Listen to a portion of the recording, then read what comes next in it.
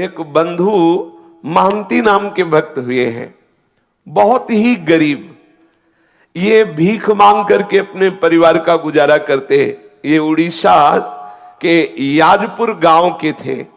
इनको बंधु महंती कहते थे। प्रायः इनका उदर पोषण केवल भिक्षा से ही होता। 2-4 घरों में जाते, मांगते, जो कुछ मिलता उसी से परिवार चलता। पर जहां सत्संग होता है वहां जाया करते। सत्संग के प्रभाव से इनके मन में एक बात बैठ गई कि जीवन का उद्देश्य भगवत प्राप्ति करना। तो वैसे ही धन संपत्ति भोग सामग्री से रहित थे, तो कोई भोग वासना, कोई धन आदि का अभिमान, ये जो दोष बुद्धियां, ये तो इनके हृदय में स्वाभाविक नहीं थी, क्योंकि भिक्षा मांगते थे तो दैन्यता थी। और सत्संग से बात बैठ गई कि जीवन का परम लाभ है भगवत प्राप्ति करना। तो ये उतना ही मांगते थे जितना उदर पोषण के लिए, परिवार के लिए आवश्यक था। ऐसा नहीं कि भिक्षा मांग रहे तो बहुत सारा मांग लिया और खूब बेच करके उससे भोग सामग्रियां ला रहे, नहीं। जितने से उदर पोषण होता उन 4-6 घरों में मांग लिया, मिला तो मिला, नहीं तो उपवास कर लिए और एकांत में खूब नाम कीर्तन करते। प्रत्येक साधक को अपनी दिनचर्या में ऐसा समय रखना चाहिए, वो 1 घंटा, आधा घंटा, जिसमें नाम कीर्तन हो, अति आवश्यक है। नाम कीर्तन 24 घंटे में अपनी उपासना पद्धति में, दिनचर्या में जरूर रखना चाहिए। अगर 2-4 उपासक साथ हो तो और अच्छा, नहीं है तो अपने को एकांत में बैठकर स्वयं नाम कीर्तन करना चाहिए। कोई संगीत आता है तो ठीक है, नहीं आता तो अपने पास संगीत है, तालियां बजा बजा करके नाम के, बहुत जल्दी प्रभु प्रसन्न होते हैं नाम कीर्तन से, तालियां बजा। ये बहुत सुंदर सिद्धांत है कीर्तन का। कीर्तन से भगवत कृपा बहुत जल्दी हृदय में स्फुरित होती है। जरूर करना चाहिए कीर्तन। वो अकिंचन बंधु महंती जी अगर भिक्षा में कुछ मिला तो भगवत अर्पित करके पा लिया और एकांत, भिक्षावृत्ति से जीते, एकांत में बैठ करके नाम कीर्तन करते, नाम जप करते। अटल विश्वास होने लगा प्रभु में।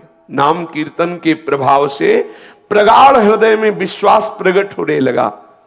अब अपनी स्त्री को भी कहा कि देखो, मेरे हृदय में ये बात आती कि तुम यदि हमारी पत्नी हो, अर्धांगिनी हो, तो हमारी वास्तविक अर्धांगिनी बनो। हमारे हृदय में बात बैठ गई है कि भगवत प्राप्ति ही जीवन का परम लाभ है, तो तुम जैसा हम भजन करते वैसा ही करो, तो तुम हमारी सच्ची अर्धांगिनी होगी। वो पतिव्रता थी, पति की आज्ञा के अनुसार उनके साथ कीर्तन में बैठने लगी। वैसे ही नाम और ऐसा ही सबको करना चाहिए। अपने परिवार में अपने संबंधियों को भगवान नाम कीर्तन, भगवान नाम जप, भगवत सेवा के लिए प्रेरित करना चाहिए। भले वो हमारी अवहेलना करे, भले वो हमारा उपहास करे, अगर वो हमारी प्रार्थना से 5 मिनट भी भजन करने लगेंगे तो मंगल होने लगेगा। अगर वो 1 माला भी करने लगे तो हम बाजी जीत गए। हमारे परिवार के बच्चे, रिश्तेदार, नातेदार, मित्र, माता पिता, जो भी संबंधी है, अपने संबंध भाव से दुलार करते हुए उनसे प्रार्थना करें, 1 माला ही जप लो, थोड़ी देर 5 मिनट ही कीर्तन कर लो, थोड़ी देर बैठ करके भगवत चर्चा सुन लो, जिससे हमारा मनुष्य जन्म लेना सार्थक हो जाए। वही संबंधी है जो अपने संबंधी को भगवत प्राप्ति के मार्ग में लगाए।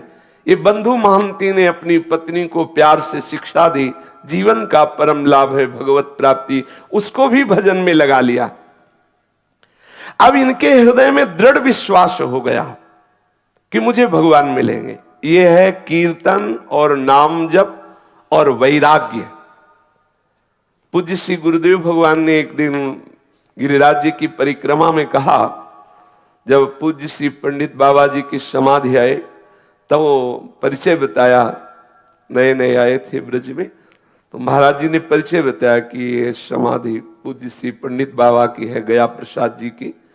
और महाराज जी ने कहा कि बहुत भजनानंदी महात्मा थे, और जानते हो भजन का प्रकाश उसी के जीवन में विशुद्ध उज्जवल होता है जो वैरागी होता है। जितना जितना तुम विषयों से वैराग्य करते जाओगे उतना उतना भजन का आनंद प्रकट होगा और दिव्य अनुभूतियां होने लगेंगी। यदि हम विषय सेवन करते हुए भजन करते हैं, यद्यपि मंगल ही है, पर आपको अनुभव नहीं होगा, भगवदानंद का अनुभव नहीं होगा। हाँ, आपकी चाही हुई कामनाएं आदि आदि वो सब पूर्ण होती रहेंगी, लेकिन चिदानंद रस का अनुभव नहीं होगा। जब तक जगते भयो फिरे वैरागी, वृंदावन रस में अनुरागी, तब तक चिदानंद रस का अनुभव नहीं।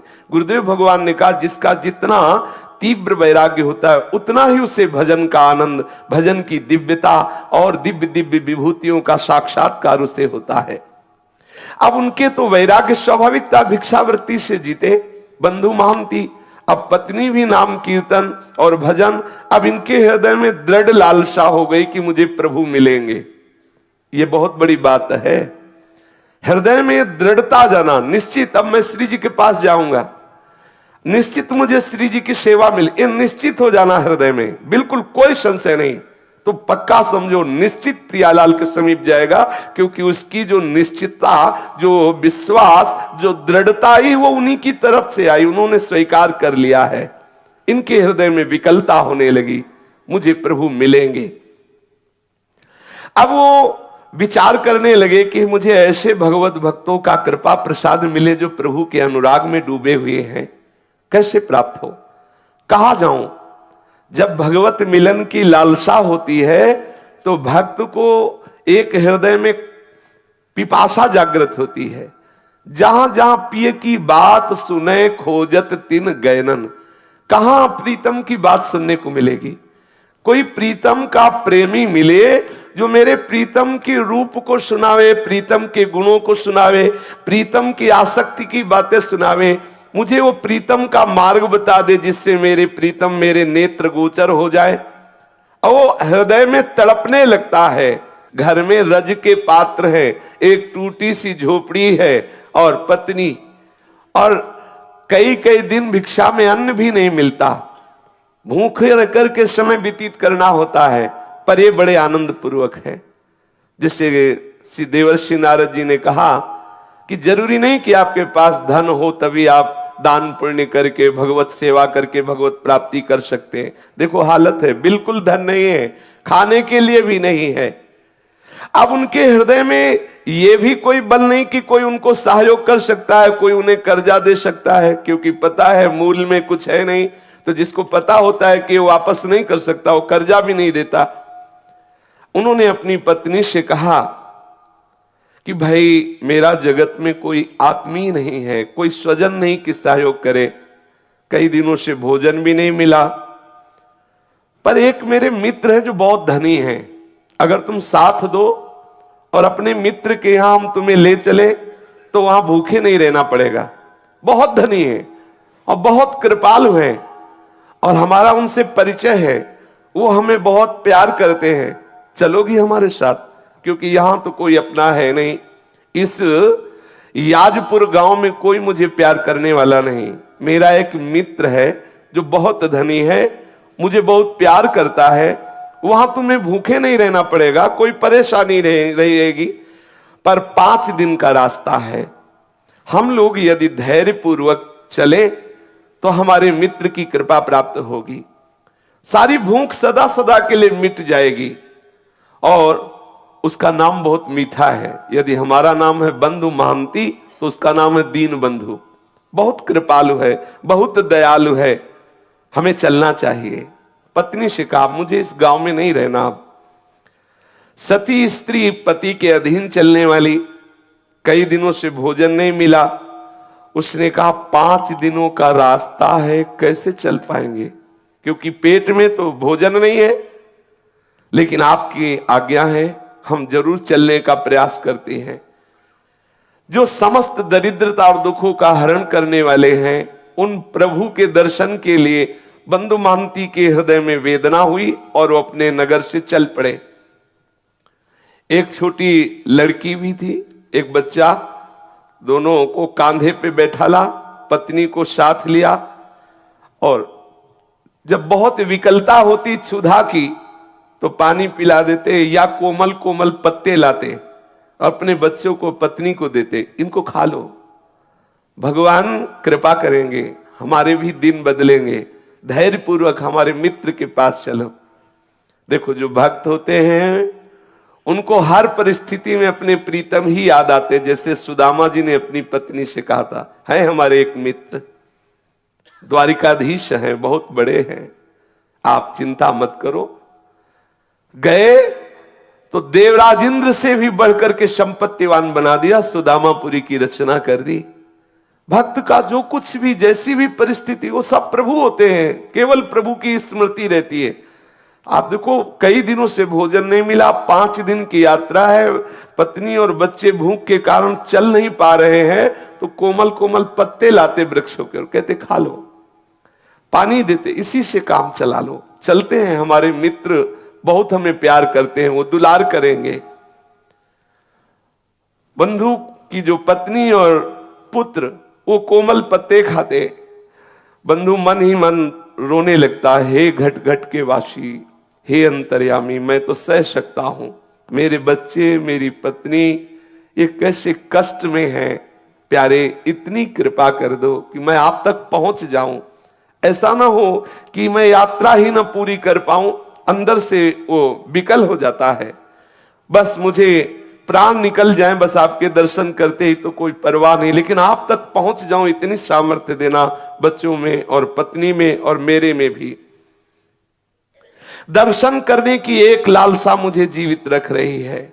मैं मृत्यु के भय से भयभीत नहीं हूं, लेकिन तुम्हें बिना देखे मृत्यु आ जाए तो मुझे अच्छा नहीं लगेगा। एक बार तुम्हें देख लूं, फिर भूख से भी प्राण निकल जाए तो कोई बात नहीं है। अन्न ना मिलने के कारण मैं नहीं रो रहा हूं, मैं इसलिए रो रहा हूं कि मैं आप तक पहुंच जाऊं। हे विश्वंभर, जल थल स्थल कोई ऐसा नहीं जहां तुम ना हो, मेरे को सामर्थ्य देना। बिल्कुल धन नहीं, देखो खाने को भी नहीं है, लेकिन हृदय में प्रभु के ही मिलन की चाह है। विश्वंभर, तुम्हें पाकर के ही हम धनवान हैं, तुम्हें अपना मान करके ही हम आनंदित हैं। भले हमारे प्राण भूख से विकल होकर निकल जाएं, मुझे इसकी परवाह नहीं, एक बार मुझे मिल जाओ, इतनी सामर्थ्य दे दो कि मैं एक बार तुम्हारे दरबार तक पहुंच जाऊं। ये वो, यद्यपि मैं कहने का अधिकारी नहीं हूं, क्योंकि भांति भांति के जन्म जन्मांतरों में पाप किए हो, पर स्वामी तुम मेरे हो ना, तुम मेरी त्रुटियों को क्षमा करके, मेरे अपराधों को क्षमा करके, हे विश्वंभर, मुझ में इतनी सामर्थ्य दो मैं आप तक पहुंच जाऊं। मेरे नाथ, आज मनमोहिनी छवि देखने के लिए मेरा मन व्याकुल हो रहा है। मैं कैसे शीघ्र से शीघ्र तुम्हारे श्री चरण कमलों का दर्शन पाऊं। मैं समझूंगा कि ये जो मुझे परिस्थिति आई है, इस परिस्थिति की कृपा से मिलन की चाह हुई है। मैं इसे ऐसा नहीं मानूंगा कि आपका हो करके ऐसी दशा को प्राप्त हो। मैं समझ रहा हूं ऐसी दशा को प्राप्त हो तभी मैं आपका हुआ हूं, इसलिए यह भी मैं कृपा मानूंगा। हे सुर मुनि वंदित चरणारविंद वाले प्रभु, मुझे एक बार ऐसी सामर्थ्य दो कि मैं आप तक पहुंच जाऊं। वो स्त्री बच्चों को साथ लेकर के, फटे पुराने कपड़े हैं और मिट्टी का पात्र हाथ में है, बच्चों को लिए हुए आगे बढ़ रहा है। परिवार सहित लड़खड़ाते हुए 5 दिनों की यात्रा करके श्री पुरुषोत्तम क्षेत्र भगवान जगन्नाथ जी के धाम में पहुंचा और श्री मंदिर के दूर से दर्शन करके ही भूमि पर गिर पड़ा। मेरे मित्र आ गए, मेरे प्रभु आ गए। और प्रभु का स्वभाव जो जैसे प्यार करता है उसको वैसा ही अनुभव कराते। दूर से ही जगन्नाथ जी के दर्शन करके साष्टांग लेट गया, वहां भूमि में लौट रहा। ओ कृपालु प्रभु के दर्शन हो गए। अपनी पत्नी से कहा, देखो देखो ये मेरे यार हैं, जिनके लिए मैं कह रहा था ना कि मेरे मित्र, ये हमारे मित्र हैं, ये हमारे प्रीतम हैं, ये हमारे दीन बंधु स्वामी हैं। अब पत्नी के हृदय में उतना अनुराग तो नहीं है, पर इस बात से सुख मिला कि अब यहां भरपेट भोजन भी मिलेगा, भक्तों का संग भी मिले, और इसको कि मेरे प्रभु ने कृपा की, मुझे सामर्थ्य दी कि यहां तक आ गया। अब मैं अपने यहां प्राण छोड़ूंगा, अब मुझे यहां आनंद मिलेगा, क्योंकि प्रभु के चरणों में प्राण छूटे इससे बढ़कर क्या लाभ। प्रभु का धाम है, सामने प्रभु है, फिर तो प्राण भी छूट जाए कोई परवाह नहीं। अब वो देखते देखते ही थोड़ी देर दर्शन हुए, सिंह द्वार के सामने आकर आनंद आवेश में मगन है। कौन पूछता है उसको? पत्नी पुत्र फटे पुराने कपड़े एक कोने में खड़े ठाकुर जी को देख रहा है। सिंह द्वार पर बड़ी भीड़ है, बच्चे भूख से व्याकुल है, पत्नी भूख से व्याकुल है। वो भगवान के दर्शन करके खड़ा है। थोड़ी देर में देखा पट बंद हो गए, कोई पूछ ही नहीं रहा, कौन पूछे। उसने अपनी पत्नी से कहा धैर्य रखना, मेरे मित्र बहुत लोग आए हुए हैं ना, उनसे मिल रहे हैं। पत्नी से कहा आओ पीछे चलते हैं।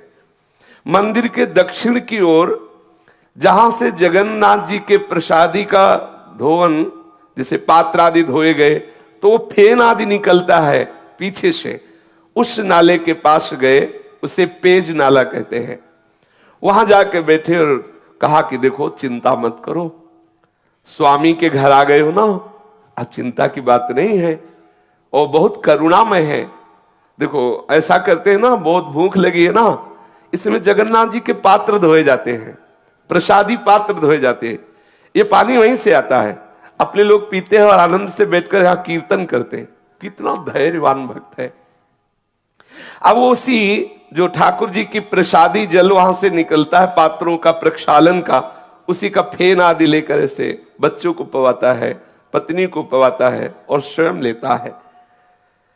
बोला देखो कल सुबह जब मंदिर खुलेगा ना, तब प्रभु के दर्शन होंगे, कुछ ना कुछ प्रसाद मिलेगा धैर्य पूर्वक, और वो प्रसादी जल पीता है। देखो हम लोग कितने भाग्यशाली हैं कि प्रभु का प्रसादी जल पीने को मिल रहा है। धैर्य बनाता है और आनंद मगन हो जाता है, पेट भर करके वही जल पीता है। अब कौन उसे देखे? वो पीछे एकदम एकांत नाले के पास बैठा, वो आनंद मगन होकर के प्रभु का चिंतन कर रहा है। पतिव्रता के मन में बात आ रही है कि ठीक है इनके मित्र कैसे हैं वो तो मुझे पूरा परिचय नहीं, लेकिन मुझे मित्र कैसा मिला ये मुझे परिचय है। मुझे कैसा पति मिला, कैसा अनुरागी पति मिला, कैसा धैर्यवान मिला।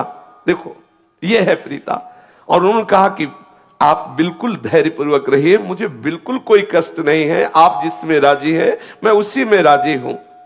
वो हड़िया से भर भर कर वही जल निकालता है, बच्चों को पिलाया, अपना पिया, खूब पेट भर करके, और कहा तुम सो जाओ, यहीं सो जाओ, सुबह जब पट खुलेंगे ना तब दर्शन करेंगे और तब कुछ न कुछ प्रसाद मिलेगा ही।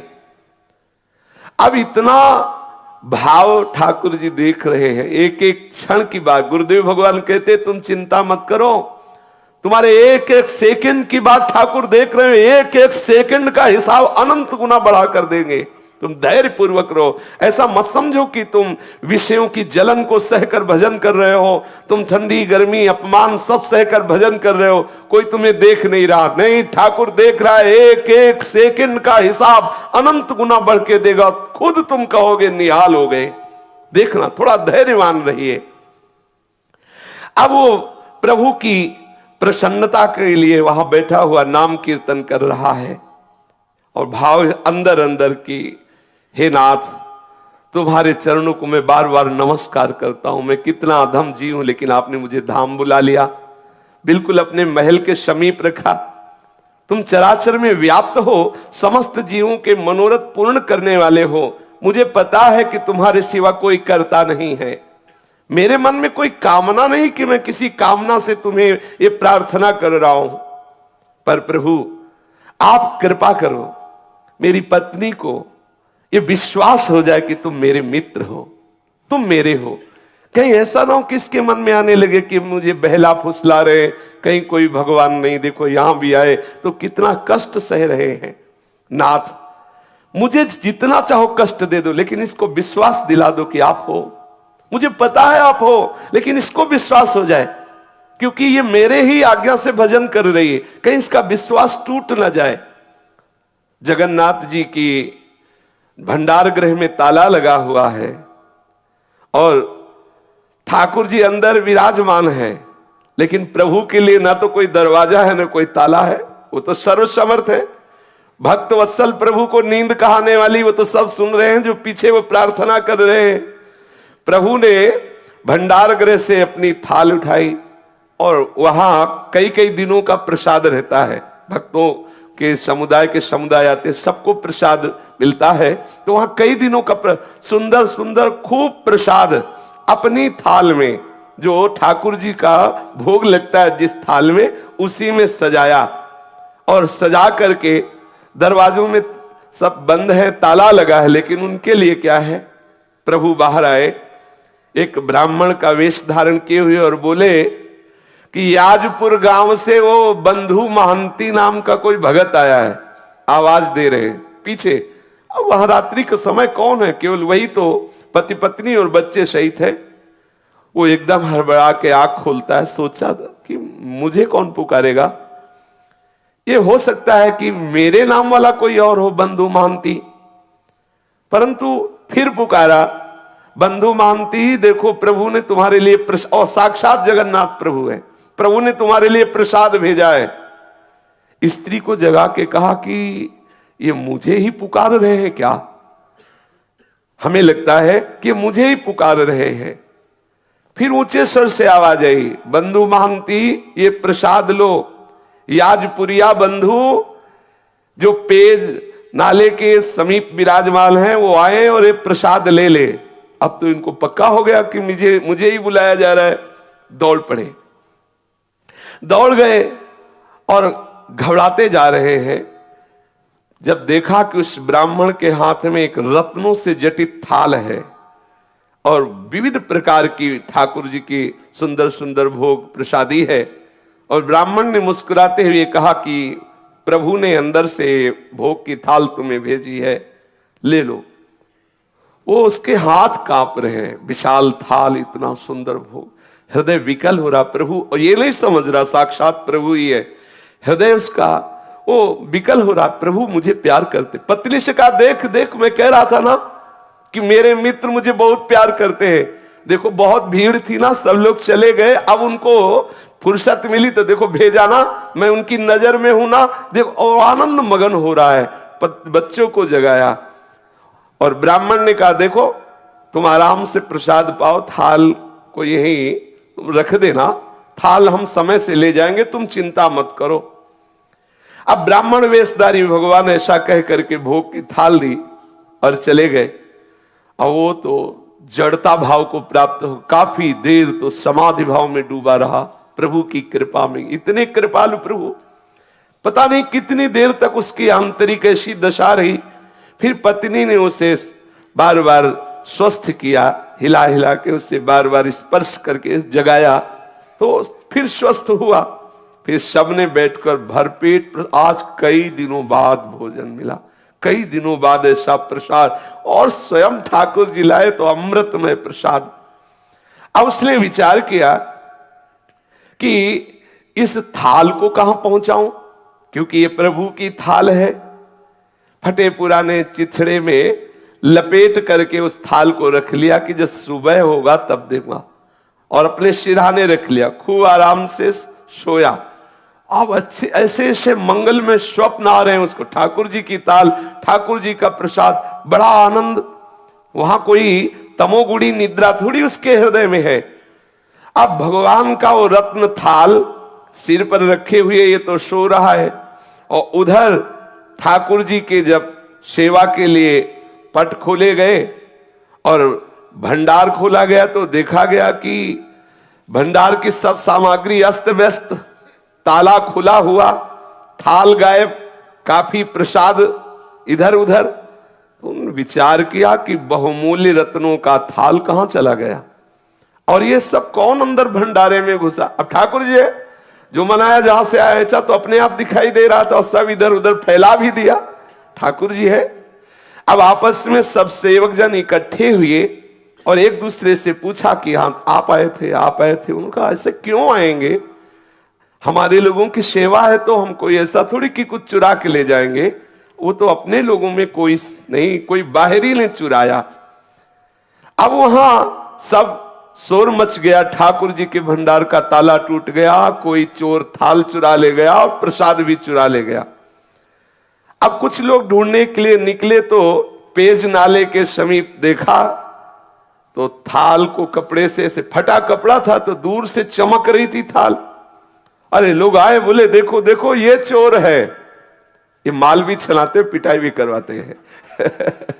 बोले देखो ये चोर है, ये स्त्री और बच्चों के सहित पकड़ो पकड़ो। वो तो बढ़िया प्रसाद मिला था, थके थे ही खूब, अच्छे से आनंद से सो रहे थे बच्चे और पत्नी। अब वहां हल्ला मचे तो सब उठे आंख मीचते हुए, गाली दे रहा है, कोई थप्पड़ दे रहा है, अरे चोर कहीं का, जगन्नाथ धाम में आकर के भी तू चोरी करता है, तुझे शर्म नहीं आई। और ऐसे ऐसे स्त्री रोने लगी कि अच्छे तुम्हारे मित्र हैं, हाँ कह रहे थे बड़े कृपालु है, बड़े रात्रि में तो माल छलाते हो, सुबह पिटाई करवाते हैं, कैसे तुम्हारे मित्र हैं। अब वो जैसे ही थप्पड़ पड़ता है, जय जगन्नाथ, जय गोविंद, जय गोविंद, ये ठाकुर जी ये भी देखते हैं ना, माधवदास बाबा की भी पिटाई करवाई, ये ऐसे तैयार रहे ना। अगर फूल माला पढ़ के जय हो तो कभी ऐसा भी अवसर आ सकता है कि पिटाई का भी स्वाद, तो तैयार रहे ना। ठाकुर जी के पार्षदों को ये दोनों चीजें इसीलिए मिलती हैं कि उन दोनों से परे स्थिति को प्रदान करते हैं, देखते हैं अब क्या है, अब कितनी स्थिति है, कितना धैर्य है, कैसे विचार हैं। ऐसा कभी संयोग मिले तो प्रभु कृपा प्रसाद मानकर सह जाना। आप देखना आपकी हृदय की भूमिका कैसी बढ़ती है, आप कैसी भक्ति की उत्तम भूमिका में पहुंचते हैं। कभी ऐसा मत सोचना कि ठाकुर जी ऐसा क्यों कर रहे, सच्ची मानिए। अब उसको तो जब पीटा जा रहा है तो बड़े आनंद प्रेम सागर में मगन होकर के बोल जय जगन्नाथ, जय गोविंद, जय गोविंद। मानो गीता जी का सूत्र उसके जीवन में प्रकाशित हो रहा है, यस्मिन स्थितो न दुखेन गुरुणापि विचाल्यते। कैसी भी भयंकर दुख की स्थिति हो, भक्त कभी विचलित नहीं होता।